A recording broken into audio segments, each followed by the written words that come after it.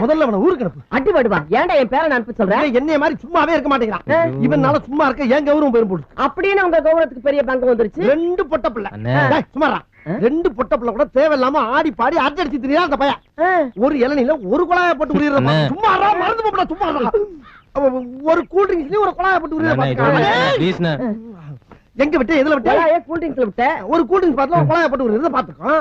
ஆனா ஒரு கன்னி பொண்ணு ஹவுத்துக்குள்ள இருக்க தண்ணிய எந்த குழாயும் போடாம வாயோட வாய வச்சு உரியற நீ பாத்துக்கியா? அப்படி எவன்டா பண்ணவன்? உன் பேர் ரியாக்ஷன் ஹெவியா இருக்கு. செத்த நீ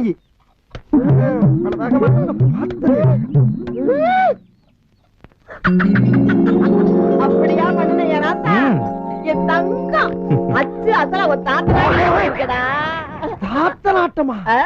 அப்ப இது வம்சாவளியாத்தான் நடந்துகிட்டு இருக்கா? பின்ன பெருமைப்பட்டுக்கிறா நீ.